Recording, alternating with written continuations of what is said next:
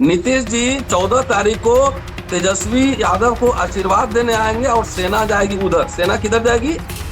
कौरव के खेमे में जाएगी। और नीतीश जी आशीर्वाद तेजस्वी को 14 को देंगे। आप देखिएगा, इतना बेइज्जत कर दिया बीजेपी ने जेडीयू को, इतना ज्यादा बेइज्जत कर दिया है। 8 एमपी तो उनके अभी बीजेपी के संपर्क में है।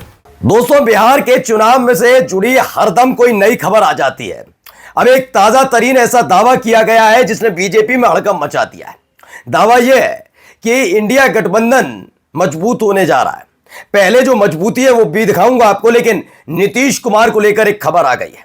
दावा यह किया गया है कि अंदर गुपचुप डील हुई है, और यह डील ऐसे वक्त में हुई जब नीतीश कुमार खास तौर पर एक इस बात को लेकर आशंकित है कि क्या इस चुनाव के परिणाम के बाद एनडीए खास तौर पर बीजेपी उन्हें मुख्यमंत्री बनाएगी।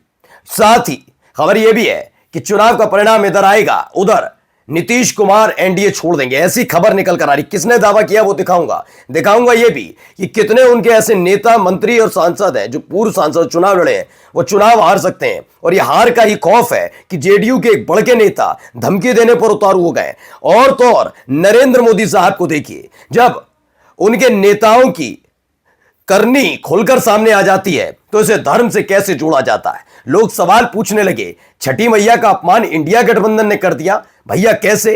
तो वो भी दिखाऊंगा कैसे लोग अब मजे ले रहे हैं। और इसके साथ साथ दिखाऊंगा सीवान में ऐसे वक्त में जब चुनाव हो रहा है तो सीवान में एक बहुत बड़ा कांड हुआ है। ऐसे वक्त में जब एक दिन पहले ही योगी आदित्यनाथ बहुत बड़ी बड़ी बातें वहां पर करके आए थे, जैसे वहां रामराज आ गया हो। जरा देख लीजिएगा तस्वीरें। नमस्कार, मैं हूं प्रज्वल गौतम और आप देख रहे हैं द लाइव टीवी।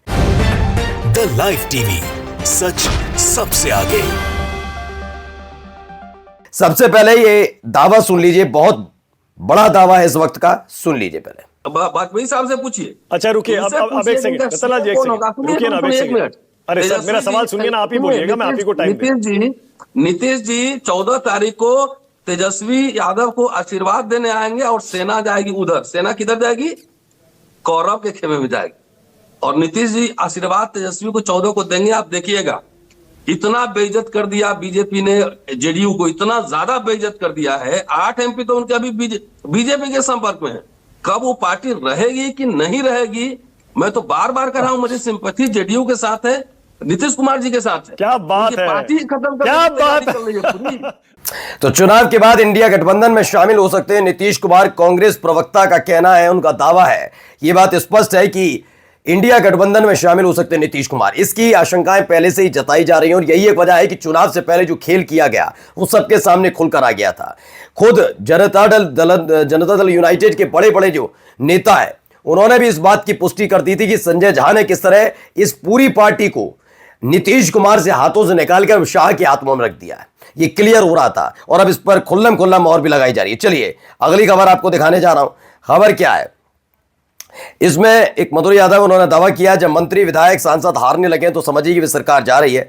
बिहार चुनाव में एनडीए के कुछ मंत्रियों और पूर्व सांसदों के हारने की प्रबल संभावना है। कौन कौन है? मंगल पांडे सीवान सदर से हार सकते हैं, विजय चौधरी हैं, रामकृपाल यादव हैं, प्रमोद कुमार सिंह, जीवेश मिश्रा हैं, लेशी सिंह हैं, जयंत राज हैं, सुमित सिंह हार सकते हैं, ऐसा दावा किया गया। अश्वमेध देवी हैं, चंद्रेश्वर चंद्रवंशी हैं और अख्तरुल ईमान अमौर से ऐसा कहा जा रहा है कि ये चुनाव हार सकते हैं, ऐसा दावा है। खैर, इस दावे में कितनी पुष्टि आगे जाकर पता लगेगी। क्या यही एक वजह है जिसके चलते ये सब किया जा रहा है? क्या किया जा रहा है जरा मैं आपको भी दिखा देता हूं। ये देखिए, खबर जेडीयू के एमएलसी और प्रवक्ता नीरज कुमार को लेकर है। बिहार विधानसभा चुनाव में जेडीयू के प्रवक्ता, जो जनता दल यूनाइटेड के प्रवक्ता है, उनको लेकर खबर आई है। उन्होंने कहा, नीरज कुमार ने मतदाताओं को खुलेआम धमकी देकर बोला है कि जो लोग जेडीयू को वोट नहीं देंगे उनके घर की बिजली काट देंगे। ये कौन कह रहा है? नीरज कुमार। कौन है? जेडीयू के प्रवक्ता जिन्होंने ये बयान दे डाला है। अब इन सब के बीच एक और बड़ी खबर, बिहार में बीएसपी उम्मीदवार ददन पहलवान ने तेजस्वी यादव को समर्थन दे दिया है। ये बड़ी खबर है ऐसे वक्त में जब बीएसपी वहां पर चुनाव लड़ रही है, लेकिन ददन पहलवान ने तेजस्वी यादव को बिहार में समर्थन दे दिया है। ये एक बड़ी खबर, यानी कि धीरे धीरे आप सोचिए, वो लोग जो खास तौर पर इसलिए खड़े किए गए जैसे महागठबंधन के वोट काटे जा सकें, लेकिन हालत क्या खड़ी हो रही है। अब इन सब के बीच जब आचार संहिता लगी है, पूरी तरह से चुनाव आयोग के कंट्रोल में है बिहार, वहां देखिए क्या हालात बने हुए हैं, जो बिहार चुनाव में तारीखों के ऐलान से पहले थे उसके बाद भी बने। इस बार एक एएसआई की हत्या कर दी गई। सीवान में एएसआई अनिरुद्ध कुमार की गला रेत कर हत्या कर दी गई। बड़ी खबर बिहार से निकलकर सामने आई। ये तस्वीरें भी देखिए, वहां पर जांच पड़ताल चल रही है।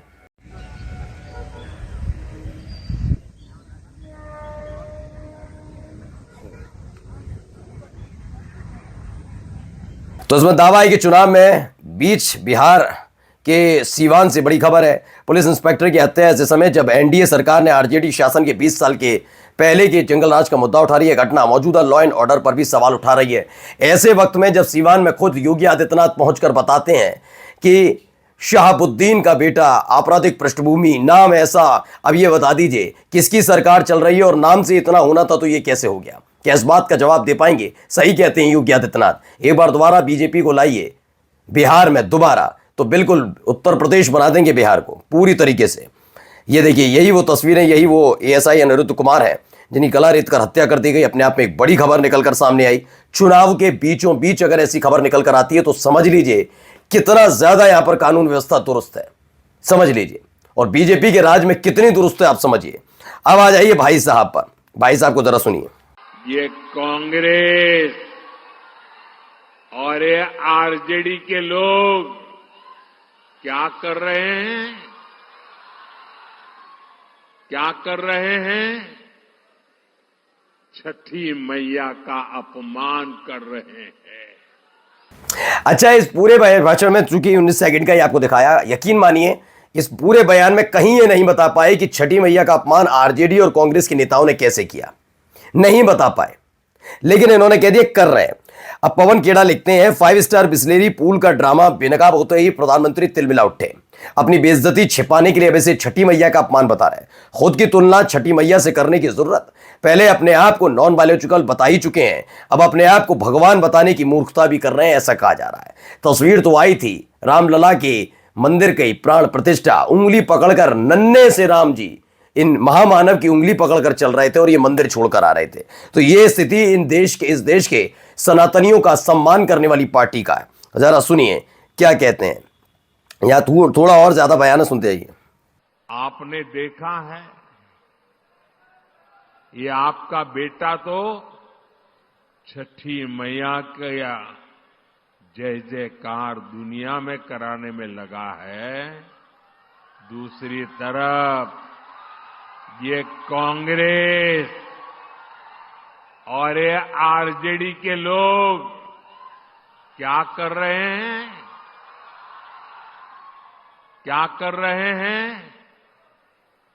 छठी मैया का अपमान कर रहे हैं। क्या कर रहे हैं? क्या कर रहे हैं? क्या कर रहे हैं? आप मुझे बताइए, क्या कोई कभी चुनाव में वोट पाने के लिए छठी मैया का अपमान कर सकता है क्या? अब बताइए, छठी मैया का अपमान कर सकता है क्या? कर सकता है क्या?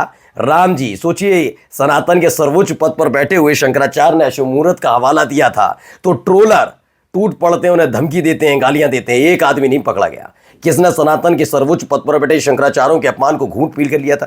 किसने राम जी की उंगली पकड़ कर लेकर गए थे? मैं यकीन बताकर कह रहा हूं, फिर मैं कह रहा हूं कि जब आप धर्म से खिलवाड़ करेंगे, एक हद के बाद सिर्फ हार हाथ लगेगी। और जिस तरह के हालात इनके चेहरे मोहरे से पता लग रहे हैं, समझ गए खेला हो गया है। चलिए यहां पर भी देख लीजिए सम्मान जरा प्रधानमंत्री का कितना हो रहा है, देखिए। ये तस्वीर निकलकर सामने आई है, 30 अक्टूबर 2025 की है। ये पीछे खड़े हुए 3 लोग एक के बाद एक अपने गले का गमछा उतारते हैं और मोदी साहब के सम्मान में दे देते हैं कि लीजिए हमारा गमछा आपका। और ये सम्मान और अपमान की बात करते हैं। देखते जाइए, देखिए एक करके गए और गमछा पहना दिया, अपना उतारा हुआ ही गमछा उनको पहना दिया। आइए अगली खबर देखिए। ये जो रैली थी, वैसे मैं बता दूं ये मुजफ्फरपुर में रैली थी प्रधानमंत्री की, उनकी है। अब ओसामा साहिब का जरा सुनिए। तैयारी मजबूत कर लिया जाए, सब लोग जगह तो साथ ही मजबूती से हमने सभी चुनाव तैयारी कर लिया जाओ। पोलिंग डे के दिन हमने सबके आदमी हल्ला गुल्ला नहीं करेंगे। 2 दिन मजबूती से हम होंगे। अपन वोट गिराए के बाद ये तैयारी कर जाओ, अपन सरकार बनाई जाओ, अपन लोग के जैसे बात मजबूती से हर जगह रखाओ, लोग के काम हो तो मजबूती से हर चीज हो तो सबसे ज्यादा क्या कहेंगे। सोचिए ये उसामा है जिनका नाम ऐसा काम वैसा वाली बात कह रहे थे। योगी आदित्यनाथ के उस दावे की 24 घंटे में ही धज्जियां उड़ गईं। उसी सीवान में पुलिस वाले की हत्या हो जाती है। योगी आदित्यनाथ जवाब नहीं दे पाएंगे। जिस सीवान में खड़े होकर वो बातें कर रहे थे एक परिवार की, एक लड़के की, उस लड़के से पता नहीं क्या क्या निकाल रहे थे उसके बारे में, खुद उनकी पार्टी की सरकार होते हुए। ये रामराज है। शर्म आनी चाहिए ऐसे तमाम चीज़ों को लेकर बोलते समय किसी को भी। अब आप देखिए उसामा ने किस तरह अपनी बात रखी है। आइए जाते जाते एक महत्वपूर्ण खबर और दिखा देता हूं जरा यहाँ पर बीजेपी के नेताओं की हरकत है। हम मोदी के हैं और मोदी के रहेंगे। हमारी लड़ाई आवाज विकास से है, हमारी व्यक्तिगत किसी सरकार से लड़ाई नहीं है। जब इससे पहले सरकारें थी हमने उनके खिलाफ लड़ाई लड़ी थी, लेकिन हमने सरकार के नहीं, हमारी लड़ाई आवाज विकास। अगर हमारा दुश्मन आवाज विकास है, हमारी जो तलवार आवाज विकास ने लटका रखी है हमारे ऊपर। अभी आकर कह रहे हैं सेंट्रल मार्केट के व्यापारियों का माइक से ऐलान है, हम मोदी के हैं, मोदी के रहेंगे, हमारी लड़ाई आवास विकास से है, सरकार से नहीं है। ये इन्होंने कह दिया है। यानी कि जो लुट जाएंगे पिट जाएंगे कोई बात नहीं, उनकी अपनी पर्सनली हो, उस पर छीटा किसी भी नहीं करनी चाहिए। वो बात अलग है। 2 दिन पहले खबर आई थी मोदी तेरे राज में, योगी तेरे राज में कटोरा पकड़ा दिया हाथ में, ऐसे नारेबाजी थी। आज ये समझ गए कि ज़्यादा ये सब नहीं करना है। गुस्सा हो गए साहब तो दिक्कत और बढ़ सकती है। नमस्कार।